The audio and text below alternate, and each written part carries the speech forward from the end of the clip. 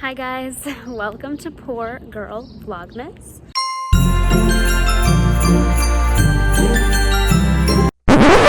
I woke up this morning and I was like, I need to do some Vlogmas. So I'm wearing this holiday cheer Christmas Disney sweater that I got last year. And I spent $10 to get a ticket to go see Wicked today, and it was painful. It was painful to spend the money, but I was like, you know what? I really just need to spend some money on something recreational, even though I probably shouldn't. But yeah, the ticket, it was a matinee showing. Ticket is $10.75. So I just saw Wicked. I really enjoyed it, but I do have like some thoughts. I mean, it was really good. I didn't really know the story of Wicked beforehand, so it was interesting to kind of like be introduced to that story after hearing about it for so many years on Broadway and everything. I like how they like roasted the wizard for like not having any real powers, because that's like a really true part of the original movie, is like the wizard literally is not even a wizard.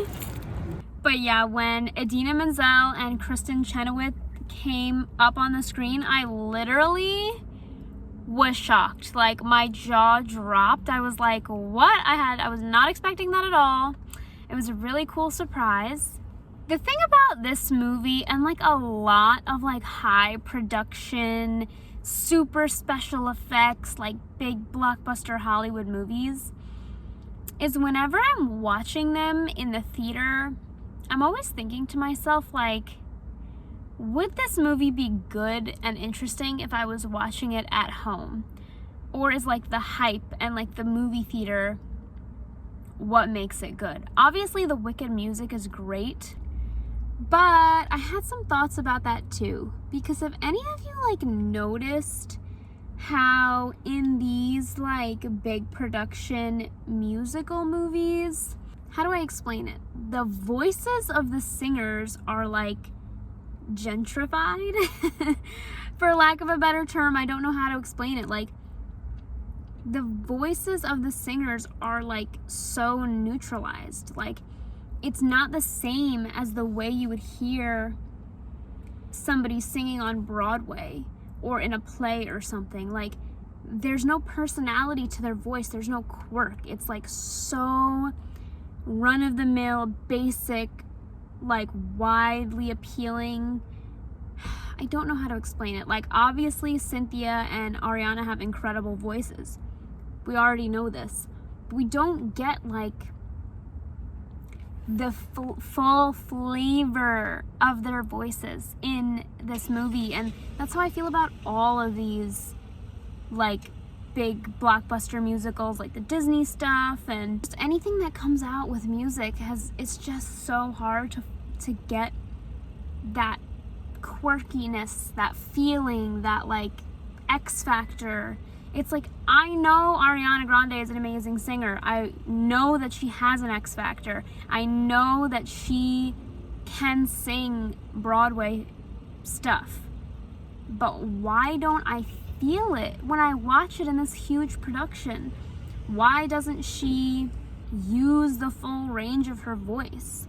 And I felt that way with Cynthia too. I was like, this woman's obviously an incredible singer, but like, where's the like personal touch? Where's the uniqueness? You know, it's not the same as when you see something on Broadway. Like, I don't know. Let me know if any of you know what I'm talking about. I'm sure some of you do. And I feel like you get it in like old musicals. Like, when I think of like older movie musicals, I see like that, like the quirkiness, the uniqueness, and the full talent in these people's voices. But in these new like big productions, it's just missing.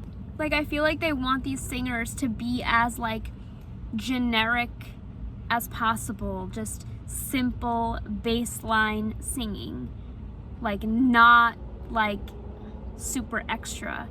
But like in a musical, I want that. I want the extra in their voices.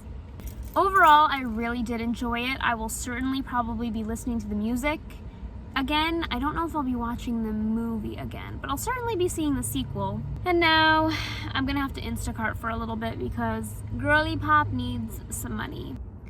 And one more thing, I walked around the mall for a little bit after seeing the movie, and the mall really makes you feel a certain way around Christmas time. I feel like the mall makes me feel like I need all of this stuff for Christmas. And like, I've just been thinking so much about like holiday consumerism and how holidays are for rich people.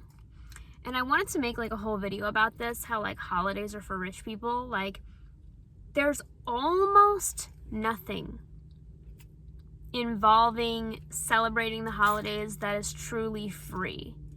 And I want to make a video about that. I just feel like it is so expensive to enjoy the holidays, even in small ways. Like, you don't need to go full Martha Stewart like on the holidays, but even doing anything related to the holidays costs money. I've been wanting to make a video about that because I'm like, these last few years that I've like lived on my own and like lived away from family, I don't do anything for the holidays because like, why am I gonna spend money to like be by myself? Like, it just doesn't really make sense. I remember like when I lived with like 2 roommates, I actually like made like a big Thanksgiving dinner for us. And then like we finished eating and I was kind of like, what a waste of money and time. Like, honestly, like if you have to like divert from your normal schedule and your normal budget to do something when you like don't really have a lot of money or time or people who like care about the holiday, then it's just so pointless. I don't feel that the holidays are pointless. I enjoy the holidays and I always have, but I also feel like there's a part of it that's like, what's the use if you're not rich in like really putting that much effort into it? You can walk around the Christmas themed mall with the Christmas music playing. You can walk around the neighborhood and look at Christmas lights and Christmas decorations. But other than that, everything else that you want to do for the holidays costs money. Even wearing this shirt, I bought this last year, but like, even wearing a Christmas sweater costs money. Having any Christmas decorations costs money.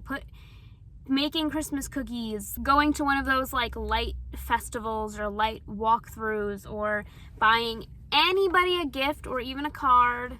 Same with Thanksgiving and Halloween. Like, Halloween, everything costs money. Like going to a haunted house or haunted hayride type thing, buying a costume, buying your kids a costume, buying candy for the kids of the neighborhood, buying candy for the office, buying candy for yourself, buying decorations, even buying a pumpkin to carve. Like, yeah, it's cheap, it's $5 or whatever, but like, not everybody has extra money laying around, and like, it's just sad, like, realizing all of these things, getting older, and just being like, wow, like, every single thing involved in celebrating the holidays. And I don't just want to jump to like consumerism, like, oh, it's all evil, it's all capitalism and everything, but like, that's how it's starting to make me feel, because I'm like, there's very little for like poor people to enjoy when it comes to these things, these traditions and stuff. So, and like, another thing that I've been thinking about is like,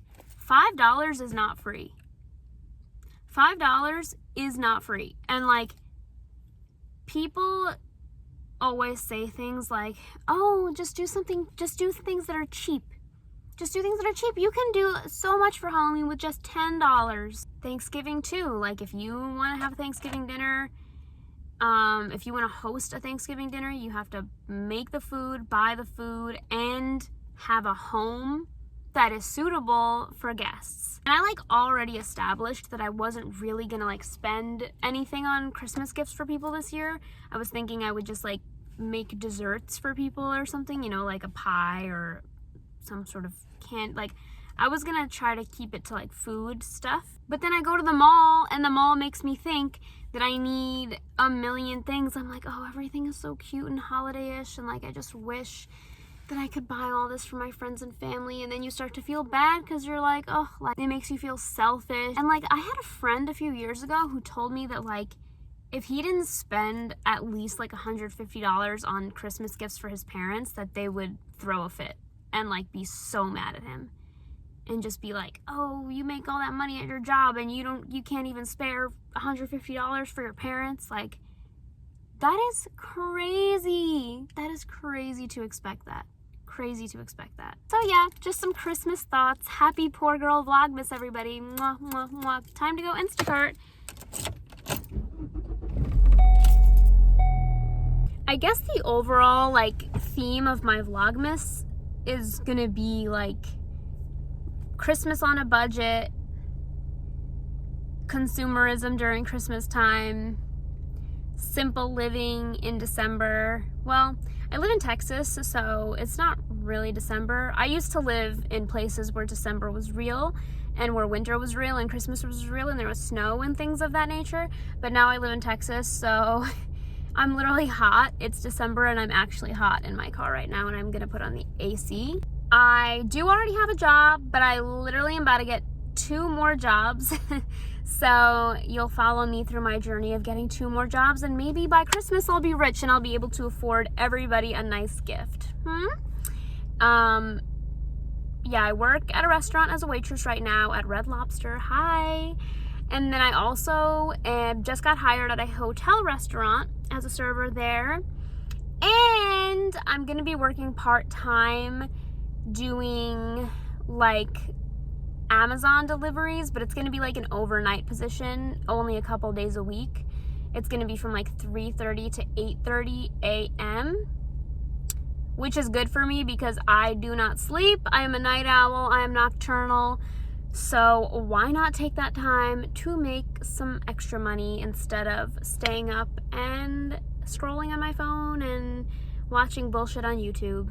Did some Instacart orders. I've got some bread baking in the bread machine. I don't really know what's in store for Poor Girl Vlogmas, but I hope you'll all follow me and my boring life, and we can talk about my 3 new jobs that I'm getting. Well, 2 new jobs, 1 current job that I'm gonna acquire this month. We can talk about consumerism during the holidays. Just let me know what's on your guys' mind for Poor Girl Vlogmas. Peace out.